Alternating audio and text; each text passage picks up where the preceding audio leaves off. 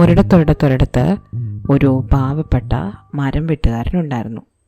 ഈ മരം വെട്ടുകാരന് സ്ഥിരമായിട്ട് കാട്ടിൽ പോയി മരം വെട്ടി ആ വിറക് തലയിൽ ചുമടായിട്ട് കൊണ്ടുവന്ന് ചന്തയിൽ ഒരു കച്ചവടക്കാരന് വിൽക്കും. ചന്തയിൽ ഒരു വിറക് കച്ചവടക്കാരനുണ്ട്, അയാൾക്കാണ് വിൽക്കുന്നത്. ഇയാൾക്ക് പണം കൊടുക്കും. അതുകൊണ്ടാണ് അയാൾ ജീവിച്ചിരുന്നത്. ഈ വിറക് കെട്ടുകാരനാണെങ്കിൽ ഒരു കൗശലക്കാരനാണ്. അയാൾ അധികം പണമൊന്നും മരം വെട്ടുകാരന് കൊടുക്കാറില്ല. എപ്പോഴും നഷ്ടമായിരിക്കും. എന്നാലും പാവപ്പെട്ട മരം വെട്ടുകാരൻ ഒരു പരാതിയും പറഞ്ഞില്ല. കിട്ടുന്നത് കൊണ്ട് അയാൾ അങ്ങനെ ജീവിച്ചു പോന്നു. ഒരു ദിവസം അയാളിങ്ങനെ മരം വെട്ടാൻ പോയപ്പോൾ അയാൾക്ക് വല്ലാത്ത ക്ഷീണം തോന്നി. അന്ന് രാവിലെ അയാൾ ഭക്ഷണമൊന്നും കഴിച്ചിരുന്നില്ല. തലേന്ന് അയാൾ നന്നായിട്ട് വിറക് കൊണ്ട് കച്ചവടക്കാരന് കൊടുത്തെങ്കിലും കച്ചവടക്കാരൻ അയാൾക്ക് വലിയ വിലയൊന്നും കൊടുത്തിരുന്നില്ല. അതുകൊണ്ട് തന്നെ അന്ന് അയാളുടെ വീട്ടിലധികം ഭക്ഷണം ഉണ്ടാക്കാൻ പറ്റിയില്ല. തലേന്ന് വൈകിട്ടും അധികമൊന്നും അയാൾക്ക് കഴിക്കാൻ പറ്റിയില്ല. അന്ന് രാവിലെ പട്ടിണിയുമായിരുന്നു. വല്ലാതെ ക്ഷീണം തോന്നിയ അയാൾ തൻ്റെ കോടാലി താഴെ വെച്ചിട്ട് അവിടെ ഒരു മരത്തിൽ ചാരിയിരുന്ന് ഒന്ന് ഉറങ്ങി. ഈ മരം വെട്ടുകാരനെ നോക്കിക്കൊണ്ട് മരത്തിൽ ഒരു കിളി ഇരിപ്പുണ്ടായിരുന്നു, ഒരു സുന്ദരിയായ കിളി. ഈ മരം വെട്ടുകാരൻ്റെ ക്ഷീണം കണ്ടപ്പോൾ കിളിക്ക് വലിയ കഷ്ടം തോന്നി. കിളി പറന്ന് താഴെ വന്ന് മരം വെട്ടുകാരൻ ഉറങ്ങുന്നതിനടുത്തായിട്ട് ഒരു സ്വർണ്ണ മുട്ടയിട്ടു. എന്നിട്ട് പറന്നുപോയി. മരം വെട്ടുകാരൻ ഉറക്കമുണർന്നപ്പോൾ ഉണ്ട് ഒരു മുട്ട ഇരിക്കുന്നു, സ്വർണ്ണമുട്ട.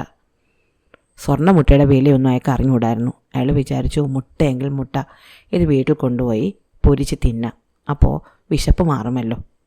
അതെടുത്ത് കീശയിലിട്ടിട്ട് തൽക്കാലം കിട്ടിയ വിറകാകട്ടെ എന്ന് പറഞ്ഞുകൊണ്ട് അയാൾ ഉള്ള വിറകൊക്കെ പെറുക്കി കെട്ടി തലച്ചുമടായിട്ട് കച്ചവടക്കാരൻ്റെ അടുത്തെത്തി. സാധാരണ കൊണ്ടുവരുന്നതിലും ചെറിയ കെട്ട് വിറകുമായിട്ട് വന്നപ്പോൾ കച്ചവടക്കാരൻ്റെ ദേഷ്യം വന്നു. കച്ചവടക്കാരൻ പറഞ്ഞു, എൻ്റെ കടയിൽ സ്ഥിരമായിട്ട് ഒരുപാട് പേര് വിറക് വാങ്ങാൻ വരുന്നതാ. നീ ഇങ്ങനെ വിറക് കുറച്ചാൽ ഞാൻ അവരോടൊക്കെ എന്ത് സമാധാനം പറയും? നീ ഒരു മടിയനായിട്ട് വരികയാണ്. കൂടുതൽ ചെറുപ്പക്കാരായ ആരെയെങ്കിലും ഞാൻ കണ്ടുപിടിക്കേണ്ടി വരും. നിൻ്റെ ജോലി ഞാൻ കളയും. അപ്പോൾ മരം വെട്ടുകാരൻ പറഞ്ഞു, അയ്യോ, ഞാൻ ക്ഷീണം കൊണ്ട് ഇത്തിരി ഉറങ്ങിപ്പോയത് കൊണ്ടാണ് ഇന്ന് ഇത്തിരി വിറക് കുറഞ്ഞത്. ഞാൻ നാളെ കൂടുതൽ വിറക് കൊണ്ടുവന്നോളാം. ഇന്ന് എനിക്ക് വലിയ ക്ഷീണമുണ്ട്. എനിക്ക് കാട്ടിൽ നിന്നൊരു മുട്ട കിട്ടി. അത് കൊണ്ടുപോയി ഒന്ന് പൊരിച്ച് കഴിച്ചിട്ട് ഞാൻ ഇത്തിരി നേരം വിശ്രമിക്കട്ടെ. നാളെ ഞാൻ കൂടുതൽ വിറക് കൊണ്ടുതരാം. അപ്പോൾ കച്ചവടക്കാരൻ ചോദിച്ചു, കാട്ടിൽ നിന്ന് മുട്ട കിട്ടിയോ? നോക്കട്ടെ, എന്ത് മുട്ടയാണെന്ന് നോക്കട്ടെ.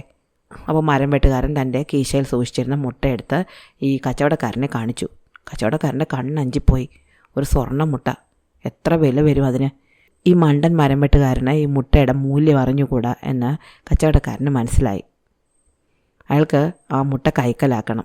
അതുകൊണ്ട് അയാൾ പറഞ്ഞു, ഒരു കാര്യം ചെയ്യേ, എന്തായാലും നീ കുറേ കഷ്ടപ്പെട്ടതല്ലേ, നിനക്ക് നല്ല വിശപ്പുണ്ടെന്ന് പറഞ്ഞല്ലേ, ഈ മുട്ട എനിക്ക് താ, ഞാൻ നിനക്ക് ഒരു സ്വർണ്ണ നാണയം തരാം. മരം വെട്ടുകാരൻ അത്ഭുതപ്പെട്ടു പോയി. ഒരു മുട്ടയ്ക്ക് ഒരു സ്വർണ്ണ നാണയമോ? അയാളുടെ അമ്പരപ്പ് കണ്ടപ്പോൾ കച്ചവടക്കാരൻ പറഞ്ഞു, ഞാൻ ഈ മുട്ടയുടെ വിലയൊന്നും അല്ല തരുന്നത്. ഈ മുട്ട എനിക്ക് വലിയ കൗതുകകരമായിട്ട് തോന്നി. എനിക്ക് ഈ മുട്ടയിടുന്ന കിളിയെ കിട്ടിയാൽ കൊള്ളാമെന്നുണ്ട്. അതിനാണ് ഞാൻ നിനക്ക് ഒരു സ്വർണ്ണ നാണയം തരാമെന്ന് പറഞ്ഞത്. നീ ഒരു കാര്യം ചെയ്യണം, നാളെ നീ കാട്ടിപ്പോയി ഈ മുട്ടയിടുന്ന കിളിയെ എനിക്ക് പിടിച്ചുകൊണ്ട് തരണം. അങ്ങനെയാണെങ്കിൽ ഞാൻ നിനക്ക് 2 സ്വർണ്ണ നാണയങ്ങൾ കൂടി കൂടുതൽ തരികയും ചെയ്യാം. മരം വെട്ടുകാരന് വലിയ സന്തോഷമായി. കച്ചവടക്കാരൻ അയാൾക്കൊരു സ്വർണ്ണ നാണയം കൊടുത്തിട്ട് ആ മുട്ട സ്വന്തമാക്കുകയും ചെയ്തു. കയ്യിൽ കിട്ടിയ സ്വർണ്ണ നാണയമായിട്ട് മരം വെട്ടുകാരൻ ഓടി വീട്ടിൽ ചെന്ന് ഭാര്യയോട് കാര്യങ്ങളൊക്കെ പറഞ്ഞു. ആ സ്വർണ്ണ നാണയം വിറ്റ് അന്ന് അവർ നന്നായിട്ട് ഭക്ഷണമൊക്കെ കഴിച്ചു. വലിയ സന്തോഷമായിട്ട് അന്ന് തേണം കഴിഞ്ഞു. പിറ്റേന്ന് മരം വെട്ടുകാരൻ കാട്ടിലേക്ക് പോയി. ഇന്ന് അയാൾക്ക് മരം വെട്ടണമെന്നേ ആഗ്രഹമില്ല. അയാൾക്ക് ആ കിളിയെ കണ്ടുപിടിച്ചാൽ മതി. എന്തായാലും അയാൾ അന്ന് കാട്ടിൽ ചെന്നിട്ട് മരം വെട്ടുന്നതായിട്ടൊക്കെ അഭിനയിച്ചതേ ഉള്ളൂ. കുറച്ച് നേരമൊക്കെ മരം വെട്ടി കഴിഞ്ഞിട്ട് അയാൾ കോടാലി അവിടെ വെച്ചിട്ട് ഉറങ്ങുന്നതായിട്ട് അഭിനയിച്ചു. കണ്ണടച്ച് ഒരു മരത്തിൽ ചാരിയിരുന്നു. പക്ഷേ മുഴുവൻ കണ്ണടച്ചിട്ടില്ല. എപ്പോഴാണ് കിളി വരുന്നതെന്ന് അറിഞ്ഞുകൂടല്ലോ. അങ്ങനെ ഇരുന്നപ്പോൾ ഉണ്ട് ഒരു കിളി പാറി പാറി വരുന്നു, ഒരു സുന്ദരി കിളി. കിളി വന്ന് അയാളുടെ അടുത്തിരുന്ന് മുട്ടയിടാൻ ഒരുങ്ങിയതും അയാൾ ചാടി ആ കിളിയെ പിടിച്ചു. കിളി ഉറക്കെ ചിലച്ചു. പക്ഷേ മരം വെട്ടുകാരൻ വിട്ടില്ല. അയാൾ കിളിയെ മുറുക്കെ പിടിച്ചു. അപ്പോൾ കിളി ചോദിച്ചു, ഞാൻ ഇന്നലെ നിങ്ങൾക്കൊരു സ്വർണ്ണ മുട്ടയിട്ട് തന്നതാണോ ഞാൻ ചെയ്ത തെറ്റ്? നിങ്ങളുടെ അവസ്ഥ കണ്ട് കഷ്ടം തോന്നിയിട്ടാണ് ഞാൻ ആ മുട്ട തന്നത്. അപ്പോൾ മരം വെട്ടുകാരൻ പറഞ്ഞു, ആ മുട്ട ഞാൻ ഇന്നലെ ഒരു കച്ചവടക്കാരന് കൊടുത്തു. അയാൾ എനിക്കൊരു സ്വർണ്ണ നാണയവും തന്നു. അയാൾക്ക് നിന്നെ പിടിച്ചു കൊടുത്താൽ എനിക്ക് 2 സ്വർണ്ണ നാണയങ്ങൾ കൂടി തരാമെന്ന് അയാൾ പറഞ്ഞു. അപ്പോൾ ആ കിളി പറഞ്ഞു, നീ ഒരു മണ്ടനാണെന്ന് ഞാൻ അറിഞ്ഞില്ല. അല്ലെങ്കിൽ ഞാൻ നിനക്ക് ആ മുട്ട ഇന്നലെ തരില്ലായിരുന്നു. നിനക്ക് കിട്ടിയ ആ ഒരു സ്വർണ്ണ നാണയത്തെക്കാളും എത്രയോ വിലയേറിയതായിരുന്നു നിനക്ക് ഞാൻ തന്ന മുട്ട. അതിൻ്റെ മൂല്യം അറിയാതെ നീ അത് വെറുതെ നശിപ്പിച്ച് കളഞ്ഞില്ലേ. ഇപ്പോൾ നീ എന്നെ പിടിക്കുകയും ചെയ്തു. ഞാനൊരു ഭാഗ്യക്കിളിയാണ്. എന്നെ മനുഷ്യർ തൊടാൻ പാടില്ല. തൊട്ടാലുടനെ ഞാൻ മരിച്ചു പോകും. നീ എന്നെ പിടിച്ചില്ലേ, ഇപ്പോൾ തന്നെ ഞാൻ മരിച്ചു പോകും. ഇത് കേട്ട മരം വെട്ടുകാരന് വലിയ സങ്കടമായി. മരം വെട്ടുകാരൻ പറഞ്ഞു, അയ്യോ കിളി, ഞാനിത് അറിഞ്ഞില്ല. നീ എനിക്ക് തന്ന മുട്ടയുടെ മൂല്യവും എനിക്ക് അറിഞ്ഞുകൂടായിരുന്നു. ഞാനൊരു പാവപ്പെട്ടവനാണ്. ഇത്തരം വലിയ കാര്യങ്ങളൊന്നും അറിയാനുള്ള ബുദ്ധിയൊന്നും എനിക്കില്ല. നീ ചത്തുപോയാൽ എനിക്ക് വലിയ വിഷമമാവും. ഞാൻ കാരണം നീ ചത്തുപോകുന്നത് എനിക്കിഷ്ടമല്ല. ആ കച്ചവടക്കാരൻ നിന്നെ വളർത്താനാണ് എന്ന് കരുതിയാണ് ഞാൻ പിടിച്ചത്. അപ്പോൾ കിളി പറഞ്ഞു, എൻ്റെ ദേഹമൊക്കെ കുഴഞ്ഞു വരുന്നു, എൻ്റെ കണ്ണുകൾ അടഞ്ഞടഞ്ഞു വരുന്നു. എനിക്കധികം നേരം ജീവിക്കാൻ ഇനി പറ്റില്ല. മനുഷ്യർ സ്പർശിച്ചാൽ ഉടനെ മരിച്ചു പോകും എന്നാണ് ഞങ്ങളുടെ വിധി. ഞാൻ മരിച്ചു കഴിഞ്ഞാൽ നീ എൻ്റെ തലയിലെ തൂവൽ ഊരിയെടുക്കണം.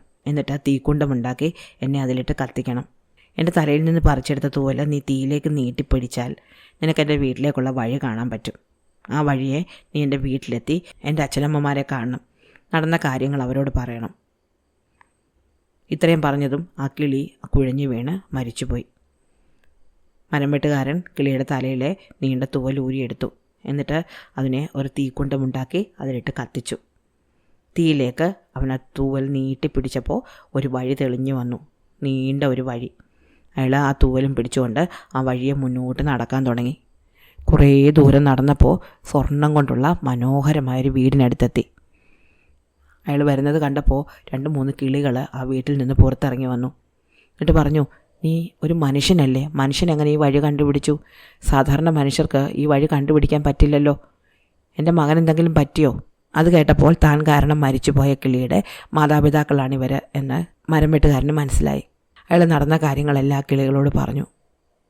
ആ കിളികളുടനെ ആ തൂവൽ വാങ്ങി നിലത്ത് കുത്തി നിർത്തിയിട്ട് അതിന് ചുറ്റും പ്രാർത്ഥിച്ചുകൊണ്ട് 10 തവണ നടന്നു. അപ്പോൾ അവിടെ ആ ഭാഗ്യക്കിളി പ്രത്യക്ഷപ്പെട്ടു. ഭാഗ്യക്കിളി മരം വെട്ടുകാരനോട് പറഞ്ഞു, ഞങ്ങൾ ഭാഗ്യക്കിളികളാണ്. ഞങ്ങളെ ഭാഗ്യക്കിളികൾ എന്ന് വിളിക്കുന്നത് കാരണം എന്താണെന്നറിയാമോ? ഞങ്ങൾ എപ്പോൾ വരും, എപ്പോൾ പോകും, എങ്ങനെ വരും, എങ്ങനെ പോകും എന്നൊന്നും ആർക്കും മനസ്സിലാവില്ല. ഞങ്ങളെ ആർക്കും പിടിച്ചു വെക്കാൻ പറ്റില്ല. നിനക്ക് വേണ്ട ഭാഗ്യം ഞാൻ തന്നിരുന്നു, പക്ഷെ നീ ആ ഭാഗ്യം വെറുതെ കളഞ്ഞു കുളിച്ചു. പക്ഷേ അതുകൊണ്ട് നീ ഒരു പാഠം പഠിച്ചു എന്നെനിക്ക് തോന്നുന്നു. സാധനങ്ങളുടെ മൂല്യം മനസ്സിലാക്കി വേണം പെരുമാറണം എന്ന പാഠമാണത്. എന്തായാലും ഇപ്പോൾ നീ പൊയ്ക്കൊള്ളൂ. നീ കാരണം ഒരു കിളിയുടെ ജീവൻ പോയി എന്ന വിഷമം നിനക്കിനി വേണ്ട. ഒരു മരം വെട്ടുകാരൻ്റെ അധ്വാനിച്ചുള്ള ജീവിതം തന്നെയാണ് നിനക്ക് യോജിച്ചത്. നീ ഇനി അങ്ങനെ ജീവിച്ചാൽ മതി. ഇതും പറഞ്ഞുകൊണ്ട് ആ കിളികൾ മറഞ്ഞുപോയി. കിളിയുടെ വീടോ കിളികളെയോ പിന്നീട് ഒരിക്കലും ആ മരം വെട്ടുകാരൻ കണ്ടില്ല. തനിക്ക് ഒരിക്കൽ ലഭിച്ച ഭാഗ്യത്തിൻ്റെ ഓർമ്മയിൽ അയാൾ വളരെ വിഷമത്തോടെ ശിഷ്ടകാലം ജീവിച്ചു. ഇഷ്ടമായോ കഥ? അടുത്ത കഥ അടുത്ത ദിവസം.